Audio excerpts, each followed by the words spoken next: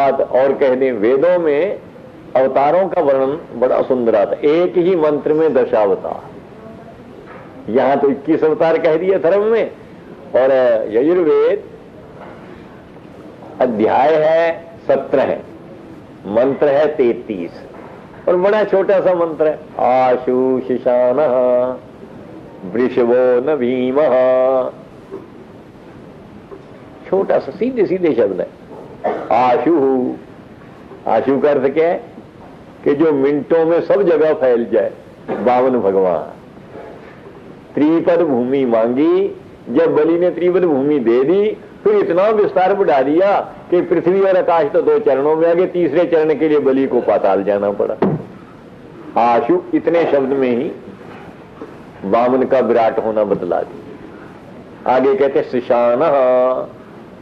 शिशाना का अर्थ क्या है कि जैसे किसी लकड़ी को तरखान अपने साधन से ऊपर से छिलके उतार कर बिल्कुल साफ कर देता है, इसलिए जिस महापुरुष ने इंद्रियों के वृत्तियों को अपने अधीन करके योग साधना से अपने मन को अत्यंत सूक्ष्म बना लिया, आत्म तत्व में लगा दिया, सदा समाधि में स्थित रहते हैं, वो आगे बुद्ध अवतार।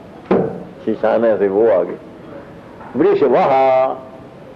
वृषभः का अर्थ क्या है कि जो मनुष्यों की मनोकामना को पूर्ण करने वाले। और फिर कैसे भीमः, भयंकर। ये कौन है? भगवान राम, जिनका नाम लेते ही असुर कांपते थे। और आगे लिखा है कि संक्रंदन, जिसका आगमन सुनते ही क्षत्रियों के लड़के रोने लग जाते। क्यों? परशुराम महाराज ने 21 बार क्षत्रियों का वध किया। जब परशुराम का नाम सुनते तो छोटे छोटे बच्चे भी रोने लग जाते कि ओहो, अब हमारी रक्षा कौन करेगा। अत्याचारी क्षत्रियों का नाश जिन्होंने किया संक्रंदना करके, ये बलराम। अनिमिषा, अनिमिषा का अर्थ क्या है? जिसकी आंखें न गिरती हो। हमारी तो पलकें गिरती हैं, ये मछली जो होती है इसकी आंखें खुली रहती है, कभी बंद नहीं होती, इसलिए मत्स्य अवतार आज। एक वीर, द्वितीय वीर कौन? श्री रामचंद्र जी। इस ढंग से एक में ही सबका समावेश यहां कर दिया। अन्विषा एक वीर। और अंत में लिखते हैं घना घना क्षोभण। घन नाम है श्याम का, मेघ का। तो श्याम कौन? श्री कृष्ण। और घन मैंने गौर बलराम जी। क्षोभणा चर्षी नाम। सारे प्राणी जब वर्णाश्रम व्यवस्था को भूलकर गलत रास्ते चलेंगे, क्षोभण है उनको दंड देने वाले कल की बता। एक ही वेद मंत्र में 10 अवतारों का वर्णन यहां कर दिया गया।